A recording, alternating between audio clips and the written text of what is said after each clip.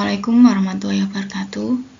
Kembali lagi dalam pembahasan tentang keterbatasan energi dan dampaknya bagi kehidupan.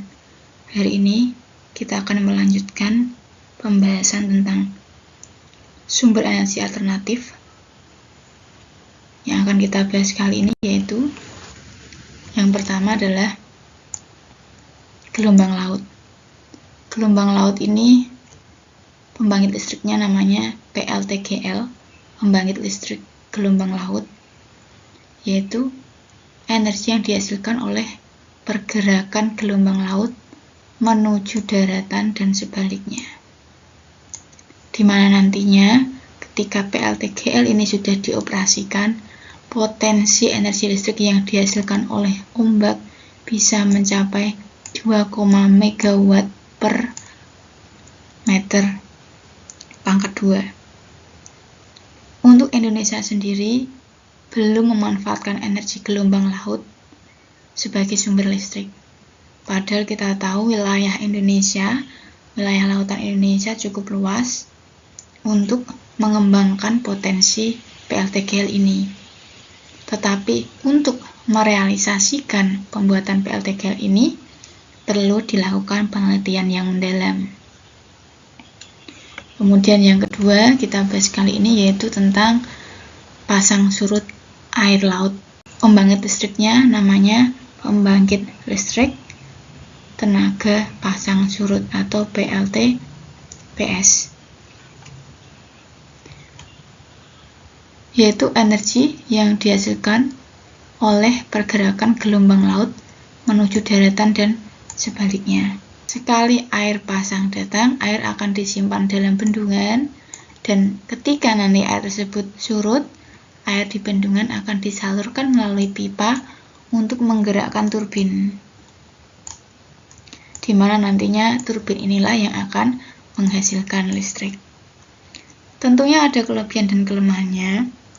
Untuk kelebihannya, karena pasang surut air laut merupakan sumber energi terbarukan, nantinya tidak menghasilkan efek gas rumah kaca. Kemudian tidak membutuhkan bahan bakar karena menggunakan pasang surut air laut. Kemudian setelah dipasang dapat menghasilkan listrik gratis. Tetapi kekurangannya adalah pembangunannya sangat mahal. Kemudian hanya dapat mensuplai energi kurang lebih 10 jam tiap hari karena pergerakan pasang surut air laut. Kemudian yang ketiga yaitu hidrogen, yaitu bahan bakar tanpa emisi karena sumber terbarukan yang digunakan sebagai bahan bakar bagi pembangkit listrik bersama dengan oksigen. Jadi ada ikatan dari bahan bakar hidrogen ini dengan oksigen menggunakan suatu unit yang dinamakan dengan hidrogen fuel cell. Pada skala yang kecil, hidrogen ini bisa digunakan untuk mensuplai peralatan elektronik. Kemudian untuk skala menengah bisa juga untuk kendaraan listrik hidrogen. Untuk skala besar juga bisa digunakan sebagai pembangkit listrik. Kemudian yang terakhir yaitu tentang energi panas laut, yaitu pembangkitan listrik yang memanfaatkan perbedaan suhu antara permukaan lautnya dengan yang ada di bawah laut. Tentunya kelebihannya bisa menghasilkan listrik yang murah, tetapi kekurangannya untuk pembuatannya sendiri membutuhkan dana yang besar atau cukup mahal. Kemudian tentunya membutuhkan fasilitas penunjang terapung yang cukup banyak.